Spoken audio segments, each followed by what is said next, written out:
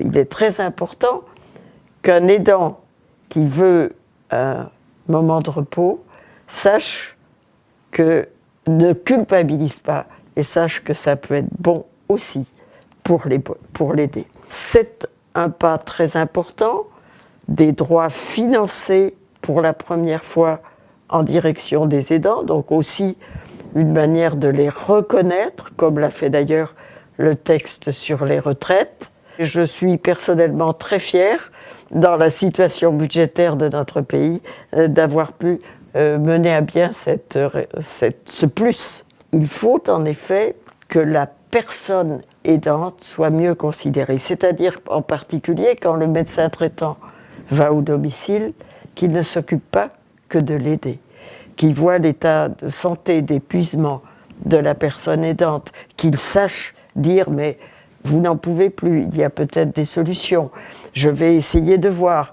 La question de la santé des aidants sera incluse dans la stratégie nationale de santé. Visite médicale peut-être ? On travaille sur le sujet. En tout cas, attention à cette question. Ça ne pourrait être, puisque c'est du sanitaire, dans le projet de loi que je vais présenter, mais c'est un sujet que nous n'ignorons absolument pas. Donc, en effet, et je pense aussi aux aidants qui travaillent, 40% d'entre eux.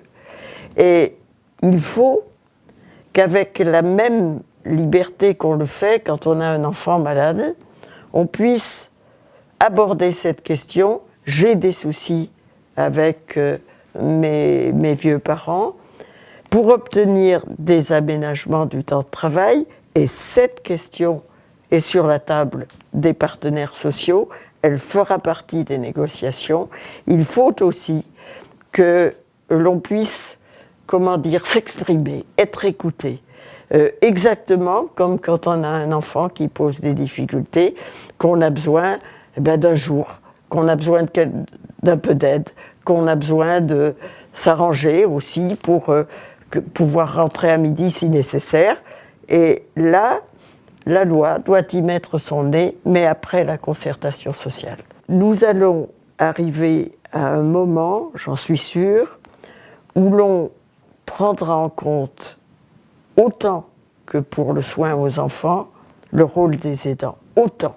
Il y a à refondre un modèle, à essayer d'avancer dans l'ambiguïté qui fait que c'est à la fois un lieu de vie, et d'autre part que les personnes y entrant de plus en plus tard, souvent dans une perte d'autonomie de plus en plus grande, cette maison de retraite est de plus en plus médicalisée. Il y a à nous reposer les fondamentaux de la maison de retraite, de son financement, de la responsabilité des directeurs et des équipes. Est-ce que c'est le même niveau qu'un hôpital ? Qu'est-ce que le public attend ? Qu'est-ce que les âgés eux-mêmes attendent ? Il y a beaucoup de questions. Dans notre projet de loi sera clairement exprimé que dans l'établissement du projet de vie de la personne, on ne doit pas, sous peine de pudeur, ignorer la question de la fin de vie. Elle doit être abordée avec beaucoup de tact. Je ne veux pas que l'on installe la maison de retraite dans l'idée que c'est un mouroir, c'est un lieu où l'on peut et où l'on doit s'améliorer, regagner de l'autonomie, parce qu'accompagné de professionnels dont l'objectif est celui-là, faire regagner tout le possible en autonomie, même si c'est ça, et si c'est ça, c'est tant mieux. Il faut ouvrir les maisons de retraite sur la cité. Elles sont, on pense toujours aux villes, mais dans les territoires ruraux, et dans les petits bourgs ou les grands bourgs, un élément structurant de la vie, structurant, qui garde l'emploi, le pharmacien, les médecins traitants, qui apporte de l'emploi aussi, et qui doit être un lieu de vie dans le village ou le bourg. Un lieu de vie pour les gens du dehors.